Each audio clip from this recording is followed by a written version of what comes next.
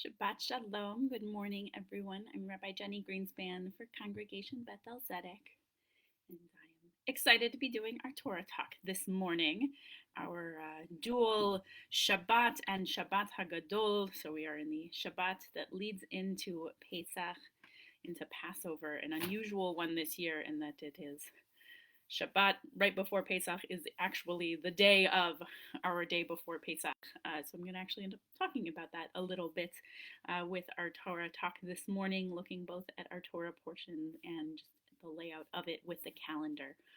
But before we get there, of course, lots of good mornings and Shabbat Shalom. Shabbat Shalom, good morning to Alex Bender, to Karen Steinfeld, and to Alan Hamburger so far. So glad you are with us.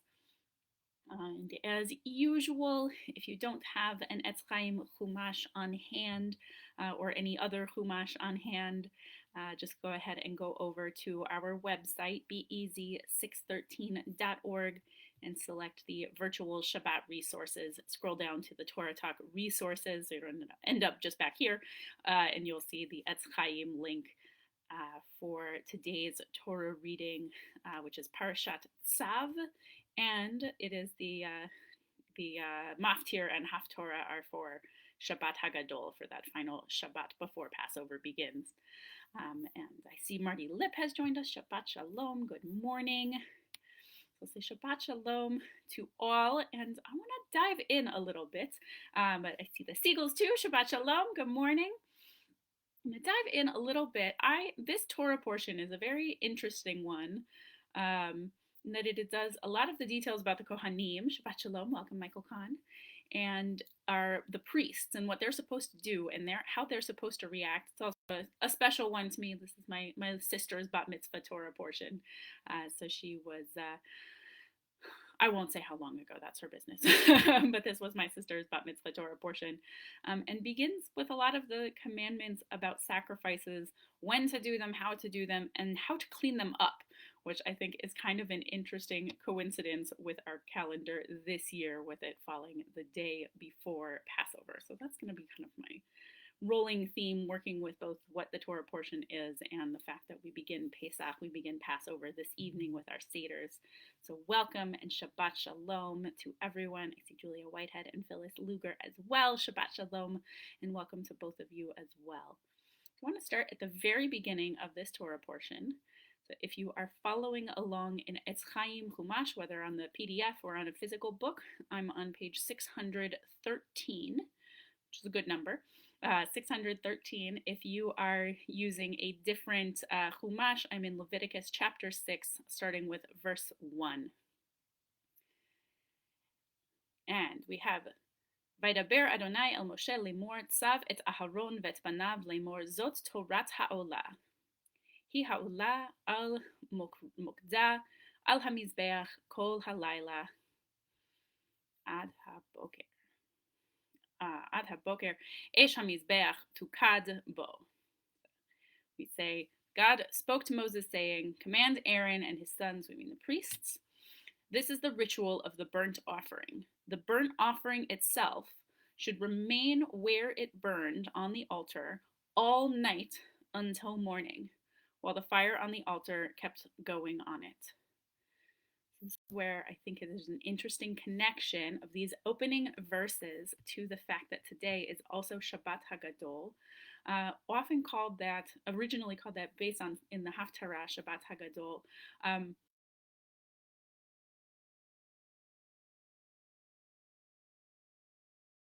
Particularly long Torah talk this morning, but one of the longest sermons of the year because rabbis would expound on all of the different laws of Pesach. I'm not going to expand on all of them, but there is one that I find a very fascinating link in what we just read, in that the priests, the Kohanim, are told that the offering, the burnt offerings, are meant to stay on the altar all night until morning before they do any kind of cleanup on them. And it reminds me pretty heavily at this time of year, and especially this year where we actually did it in the opposite order. Usually Shabbat Hagadol falls before we do searching and burning for chametz. This year, because Shabbat Hagadol falls right the day before Pesach, and we don't traditionally start a fire on Shabbat. We actually, for many families, may have already done this.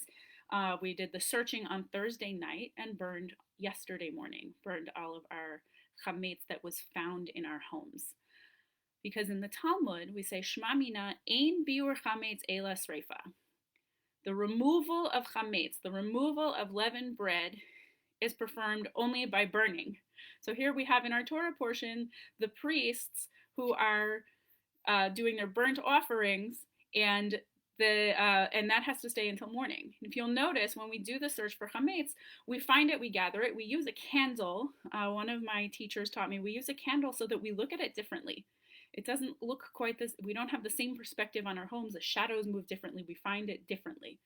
And so we take a moment, we take some time on the night before to find it all, but we don't set fire to it then. Like the burnt offering on the altar, we leave it all night to be there and for us to look at it and to confront it. And then in the morning, so many of us may have done this yesterday, then we burn it. Also in the Talmud, in the section talking about searching for and nullifying chametz, Rav Chisda said, Tzarich shevatel belibo. A person needs to nullify that chametz in his heart or in her heart. A person needs to get rid of that chametz on a soul level in their heart. Rav Chisda may have meant, mentally, because the heart in more ancient renditions of Hebrew and Aramaic tended to refer to the seat of thought. But for us today, it also offers a different opportunity when we recognize the heart as the seat of emotion, is how we tend to think of our brains versus our hearts. And so here we can look at Rav Chisda's teaching that we have to nullify the chametz in our hearts and ask what it is that we should be going deeper on. Found a passage pulling on some suggestions all the way back to Philo of the Hellenistic period that was shared in the book Preparing Your Heart for Passover, A Guide to Spiritual Readiness, published by the Jewish Publication Society. In it, we say, the rabbi suggests that leavening, chametz, transcends the physical world. Chametz also symbolizes a puffiness of self, an inflated personality, an egocentricity that threatens to eclipse the essential personality of the individual. Ironically, it is what prevents the individual from rising spiritually and moving closer to holiness. Thus, what chametz effectively does in the material world is exactly what precludes it in the realm of spirit, and so we remove it spiritually as well. I was asked once, why chametz? Like, we know the story of the Israelites rushing out and that their bread didn't have time to rise, but that makes sense for why we should eat matzah. It doesn't necessarily tell us why we should not eat chametz during Pesach. And so perhaps with this idea of chametz and leavening, also recognizing a spiritual puffiness. If we think about it, chametz is any yeasted thing that causes something to grow. It causes our breads to grow and to become different and to reform. Actually, the same root, chet mem tzadi, is the root in Hebrew that's used for vinegar. It's used for fermentation. It's this thing that's tiny and invisible and causes the thing that it's in to change, to be a little bit different than it was, to shift from its essential nature. And so we have suggestions from the rabbis that we physically get rid of chametz and that we have to do that for the whole week because otherwise we wouldn't notice it.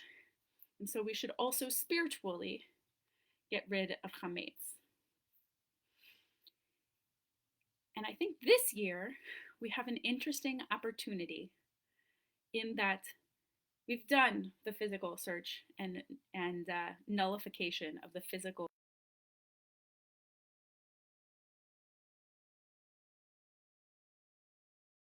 Passover, but most of us probably have already hidden away or sold away whatever it is that we won't have access to on the physical level.